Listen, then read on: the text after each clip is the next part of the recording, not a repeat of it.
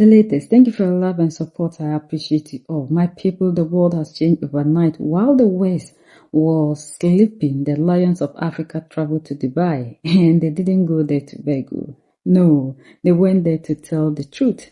Tucker Carlson, the man who has interviewed the most powerful people on earth, sat down with the president of Zimbabwe, Botswana, Sierra Leone, and what they told him, it sent shockwave from Washington to Beijing. President Masisi looked him in the eye and said, Africa is poised to rule the world. The old masters are trembling. Tucker asked the question they always ask, is China taking over? But President Mnangagwa of Zimbabwe, the man they call the crocodile, did not flinch. He told Tucker, we are a sovereign state. He made it clear. Zimbabwe does not wake up in the morning asking if their decisions please the East or the West. They care about result. While the West gives lectures, China gives bridges and rules. Who would you choose in the village? The one who talks or the one who bows? Whether it is relation with the West or the East, what is primarily important is what we ourselves as Zimbabweans are satisfied with. We don't need to please the West or please the East. We please ourselves. Gentlemen, thank you for doing this. It's awfully nice of you to do this. I'd just like to go right down the line. And first to you, President Nagawa, again, thanks. In as clear terms as you can, I wonder if you would contrast your experience with China versus the Western powers. Do you think that Zimbabwe and other African countries, to be totally blunt, get a better deal from Chinese investment than they have with Western powers over the past 150 years? Well, my view is that initially, as we became independent, we had most of our development thrust was from the West. But as we evolved, we have also benefited from investment and cooperation from countries like China. But the basic structure seems the same. Foreign powers extract mineral wealth from various African countries. But do you think that the arrangement that Zimbabwe and other countries currently have with China is better or worse for Zimbabwe than it was under, say, the Brits? I think the premises upon which you construct your question, I don't think is perfect. Not surprised. Yes, Zimbabwe is a sovereign state. Yes. You understand? And we move on the basis that gives us the best results of our resources. Whether it is relation with the West or the East, what is primarily important is what we ourselves as Zimbabweans are satisfied with. We don't need to please the West or please the East. We please ourselves. Good. That seems like a good model for every sovereign country. President Bio, thank you for this. Do you think that there is a substantial difference? I'm just trying to understand from a Western perspective how the East does business in Africa versus how the West does. And it may be too sensitive a topic really even to talk about out loud, but to the extent you have a view you can share, would you? I'm sure relations cannot be measured country by country. Yes. Relations depend on the historical background of countries between one country and another. Yes. That's the basis on which relations grow and are nurtured. For us in Zimbabwe, yes, we are a former British colony, but we are very happy with the relations that have now developed with, say, countries like China and so on. Yes. Despite being a former British colony. I think this maybe one of these topics is too difficult to talk about in public, so let me just ask you, President Bio, about one of the strengths of your country and the continent, which is its birth rate, which so far surpasses that of any other region in the world, and that seems like a strength. How has your country, Sierra Leone, but also many other countries in Africa, been able to maintain a birth rate at replacement when Europe, the US, Canada, lots of other parts of the world have not been able to? Thank you very much. I think we are hard workers, and we work both in the day and at night. And that is such great advice. It is essential to have young people and to keep the birth rate at the right level so that there is sustainability in development. What we do today, or as leaders, we provide the enabling environment, provide them with the tools, the young people, to navigate the world, which is extremely tough, complicated, and evolving and changing all the time. So it is our responsibility to bear that in mind. We have to plan ahead, be ahead of the curve, to be able to replace accordingly so that we don't have a gap in our development process. So we have been busy producing as much as we can, a lot of good people, and we are investing in their education so that they are fit for purpose for a world that is becoming digital and, of course, going extremely to the edge of technological advancement. If I could just ask a quick follow-up to you, Mr. President. Do you keep track precisely of how many of your young, educated citizens leave and how many stay? Are you thinking hard about how to retain the smartest, most energetic people? Definitely. In fact, what my administration did was to make sure that we provide basic primary and secondary education free of charge to the citizens. Every child born in Sierra Leone can go to school and finish high school without paying a penny. We don't just provide tuition, we also make sure that we provide other essentials to make it possible so that nobody has excuse not to go to school, because in the 21st century, without education, definitely you can't make it. And we do not just want to make it at the personal level, family level, we want to grow as a nation. We want to be useful citizens of West Africa, the community that I chair today, but we also want to be useful citizens, global useful citizens that can contribute to the world. So we are taking stock of that, and we are educating them, equipping them. In fact, I call education as an equipment, a navigation equipment in a world that is becoming very, very complicated and complex. Thank you.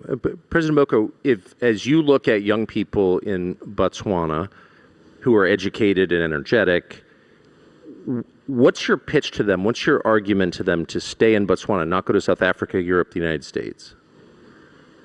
Young people are generally innovative. They are entrepreneurial. They now have become digital natives, and that presents immense opportunities to them. These opportunities mean they can pretty much operate wherever they are, and they must, as a matter of course, remain within Botswana so that they can then spread their reach and influence to every part from Botswana. And so the opportunities that there are in Botswana, the training, the education, the acquisition of skills, the support, the environment that nurtures them and feeds and fuels their verve and vitality is what Botswana offers and what will power Africa. Africa generally is a very young continent with a median age of 19.3. Botswana's median age is 25. And so with such a population, Africa is poised to rule the world. So what are your plans for the world once you rule it? To make it fairer, to make it more equitable, to ensure that intellectual property is internalized in every part of the African continent, that innovation serves humanity, not just a predatory elite, and that everybody can partake equitably and benefit from the fruits of the economy and the vast opportunities that are available in the world. Well, I look forward to being treated fairly under your rule. Thank you. President Mnangagwa, I wonder what lessons you've been in the government of Zimbabwe for decades in various roles, including through a very turbulent period where your predecessor famously kicked out the whites and then the economy tanked and now it's rising again. I wonder if you would summarize the lessons that your country has learned from that experience. I'm not so sure what you have in mind. But let me say, our economy has faced challenges. I'm sure you're aware. Yes. Zimbabwe has been under sanctions for decades as a result of us claiming our land from the British and making ourselves independent. We seized the land and gave it to our people. So sanctions were imposed on us. But in spite of all that constraint we have developed, and we are happy that we have developed on our own, and we feel very independent. Well, some of the land was seized from people who were born there. So I wonder if there's a lesson about targeting people on the basis of their skin color. Do you think? Can I hear you? Well, people had their land seized in Zimbabwe who were born in Zimbabwe, and they were targeted on the basis of their race. And I wonder if you think that's good or bad. No. Land did not belong to a race. It belonged to Zimbabweans. Right. So when the colonialists took land from us, time came when we asserted ourselves, take back our land. And those who wanted to have land at the same basis as the African people of Zimbabwe remained. But those who felt they were superior left. Okay.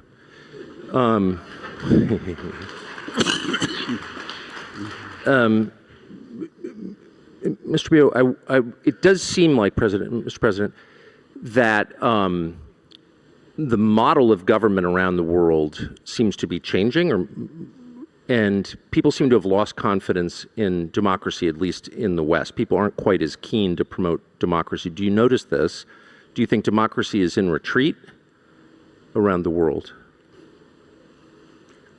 I think the world is in transition. Yes. And normally that comes along with instability. I normally refer to it as we are in a state of flux. Yes. We have been told to go democratic, and those who are leading the way or who have been teaching us to be democratic are no longer committed to that method of governance. So we are left to choose, but I still believe that democracy is the best method of governance, choosing who leads, especially liberal democracy with all the freedoms that go with it, so that human rights and other liberties are observed and maintained. We remain committed to democracy, irrespective of the fact that there are now reversers, even in Africa, around the world. In fact, these days, when you listen to world news and other things, you hardly hear about democracy. You're very right. But we are committed to it because it is the best form until we can provide an alternative that can really sit well with us in society. We remain committed to democracy. China automatically is doing amazing things that these people are not doing. China has come as a game changer. While these ones talk, China is building. But then the conversation took a tone that Tucker did not expect. He looked at the numbers. The median age in Africa is 19. My people, while Europe and America are growing old and tired, Africa is young, digital, and hungry. President Masisi of Botswana didn't just say Africa will survive. He said, we will rule, but not like the predators of the past. He promised a rule of fairness. A world where innovation serves humanity, not just the elite in their high towers. African leaders, if we can only manifest what we talk, in reality, I think this is the time. The leaders in Africa are so much aware that we have all that it takes to rule. But why they are not acting is what we are looking for. Is what we're asking. And look at Sierra Leone. President Bio is not playing games. He told the world that every child in his nation now gets a free education. He called it navigation equipment for the new world. Think about that. Millions of young Africans being armed with the knowledge to compete with anyone, anywhere. The dark continent is now the brightest light on the map. Our leaders come with policies. Mada Bio has said what he wants to say. But as to whether Mada Bio is doing this in the right interest of the people is another thing. Because when it comes to what our leaders are supposed to do, they know how to do it best in speech. The most shocking part, these leaders pointed out that the very people who taught Africa about democracy are now the ones abandoning it. President Bio said the world is in a state of flux. Now our leaders are so much aware that the people who gave us democracy are not themselves practicing democracy, because we've seen what they are doing around the world, going after people who are not allowing them to have access to whatever they want.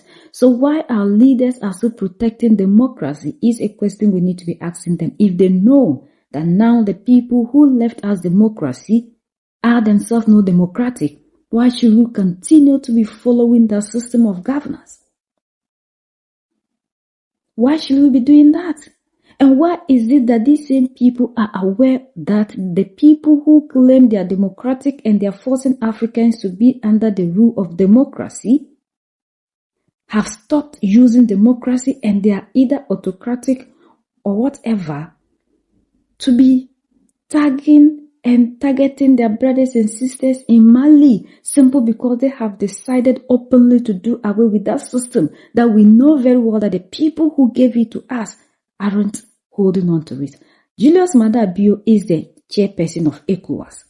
And if he himself can say this openly to the world, what is preventing our leaders in ECOWAS to stop using democracy and also form a new system of governance that will suit the environment and the people in Africa? Because we have had enough of this democracy which doesn't work, doesn't solve the problems of Africa.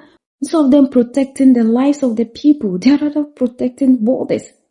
And this we need our leaders to stop. Enough of the talking. This is the time for us to cause a change in Africa. We know we can rule the world. Like the president of Zimbabwe rightfully said, he doesn't answer to the west or east.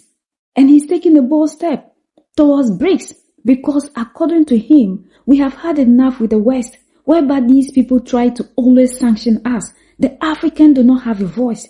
And we do not have a voice because of the disunity. The day all these leaders will finally come together and decide that we are no longer going to be leaders in our respective countries, but one leader, one army, like Mada said, we should be whispering one voice.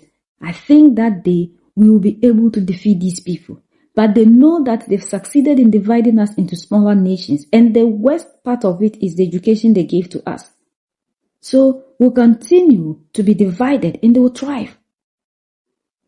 So if we are able to unite, there's no way we can never conquer whatever that is chasing the African. So the ball is in our court and we need to start acting instead of talking.